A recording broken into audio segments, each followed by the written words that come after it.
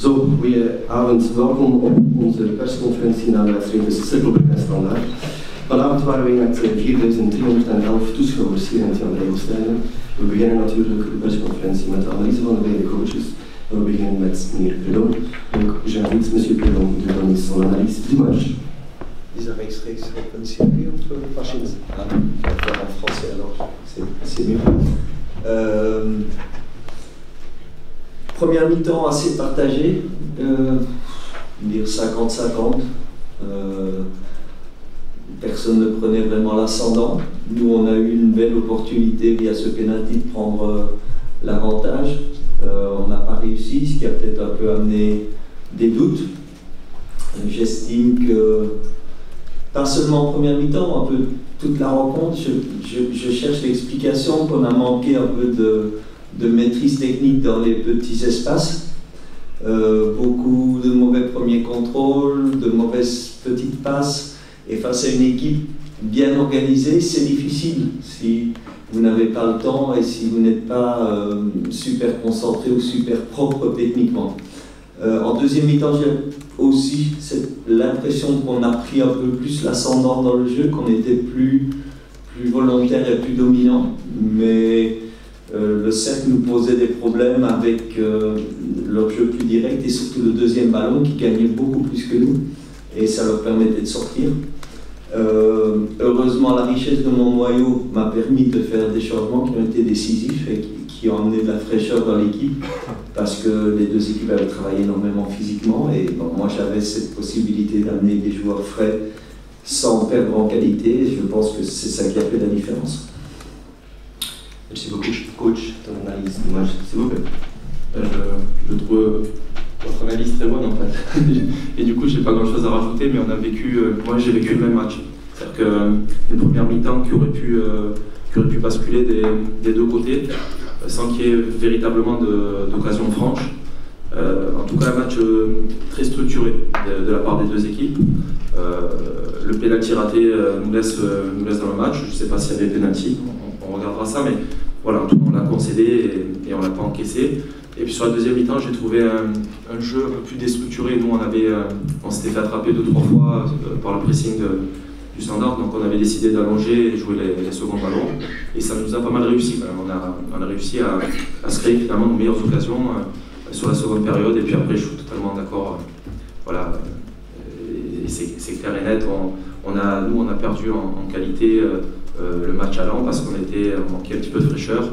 Il aurait fallu que je puisse faire 5 coachings parce qu'on sait qu'on n'était pas tout à fait prêt en termes de préparation et eux ont accéléré au moment où nous on était moins bien et ils ont fait la différence de manière logique. Merci beaucoup. Zijn er vragen? Est-ce qu'il y a des questions?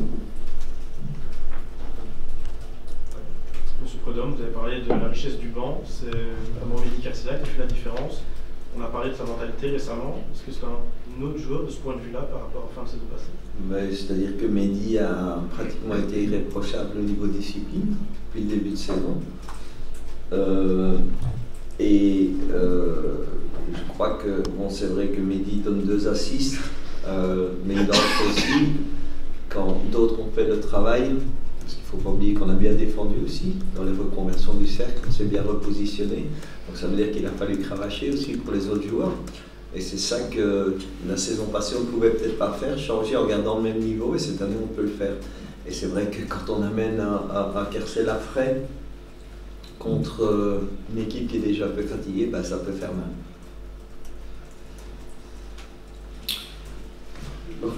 Vos 2 remplaçants ont perdu 2 fois le ballon? Oui, en aucun cas, dans mon esprit, je veux mettre la défaite sur un joueur en particulier, mais c'est certain que j'ai trouvé qu'ils n'étaient pas forcément rentrés dans le rythme de ce match-là.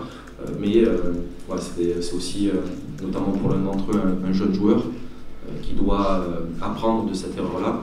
Ce qu'est le très haut niveau. Voilà. Peut-être que pour le moyen niveau, le haut niveau, les attitudes comme ça peuvent suffire, mais pour le très haut niveau, on sait qu'il faut s'investir un peu plus. Pour ça, il faut encore en avoir la capacité de point de vue athlétique. Voilà. Je ne suis pas certain que tous les joueurs étaient prêts dans ce domaine, de manière logique. C'est grave avec des balles J'espère que non, parce que je l'avais trouvé faire un match très courageux et il nous a beaucoup servi aux 2 postes où je l'ai utilisé. Mais d'après les premiers retours du médecin, on me parle de 2 mois. Et ça, c'est 2 mois. Ouais. Pour moi, c'est une. Je sais pas, j'en sais pas plus, mais c'est la cheville qui est touchée en tout cas. Mais si c'était le cas, ça serait un sacré coup pour nous parce que entre ça et l'exclusion de Serrano, on paye très cher ce match.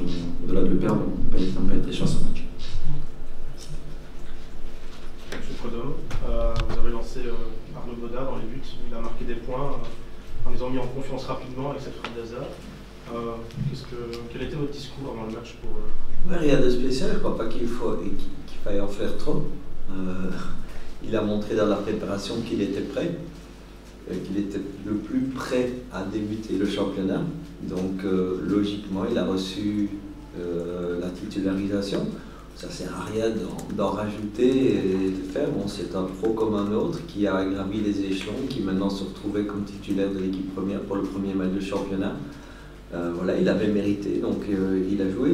Je n'ai rien fait de spécial avec lui, la même chose qu'avec les autres joueurs et les autres gardiens. Ouais, c'est bien pour un jeune gardien comme ça de directement s'imposer un petit peu à tous les niveaux, il fait des arrêts, c'est un peu dans les airs. Oui, c'est bien, on avait cette impression, donc c'est pour ça qu'on l'a lancé aussi. Vous savez, je vois... Jean, je connais ses qualités aussi, hein, et il reste un vrai pro. Et je vois Milinkovic-Savic qui évolue bien. Mais Arnaud était prêt depuis le début, il méritait de jouer. Donc on travaille avec tous les joueurs qu'on a à disposition et on essaye de les mettre chacun au meilleur niveau. Parce qu'il va y avoir des périodes où on va jouer à partir de septembre, on va jouer tous les 3 jours l'équipe nationale, la Coupe d'Europe, la Coupe de Belgique, le championnat, ça va devenir différent. Donc maintenant on essaie de maintenir tout le monde à son meilleur niveau et d'attendre. Donc ça aurait peut-être été un mauvais service d'aligner Bagna, parce qu'il n'est pas tout à fait prêt, et le jour où il jouera, il doit être prêt, et il doit donner la meilleure image de lui-même. Et Arnaud l'était prêt. Voilà. Et vous avez, par rapport à Arnaud, vous avez le sentiment par rapport à votre arrivée, aux premières fois que vous l'avez vu, qu'il y a quand même une évolution, vous l'avez vu changer Il avait ses qualités, il y a le travail qu'il a effectué avec d'autres coachs et d'autres entraîneurs de gardiens. Nous, on a essayé d'apporter notre propre touche à Arnaud. Et vous savez, quand vous avez un entraîneur, il vous donne quelque chose, un autre entraîneur vous donne autre chose, un troisième entraîneur vous donne autre chose, et à un moment, on a le produit fini. Je crois qu'on essaie, nous, de finaliser le produit Arnaud Bodard pour en faire un bon gardien. Il ne faut pas oublier le travail qui a été fait en amont avec lui. Enfin, on sait que le gardien a besoin de confiance, donc la répétition des matchs est nécessaire. Est-ce que c'est dans cette optique-là que tu l'envisages aussi? Je vais voir, je décide toujours en fonction du travail de la semaine. Et comme je dis, on aura peut-être dans la saison, on aura besoin de beaucoup de joueurs. Donc on aura besoin peut-être de plusieurs gardiens aussi, on verra, je ne peux pas le dire maintenant. Je dois voir comment ça évolue, comment les joueurs réagissent après 1, 2 ou 3 prestations, je ne peux pas le dire maintenant. Nous on est à ce moment-là dans le réactif. Ok, dank u wel. Goedenavond.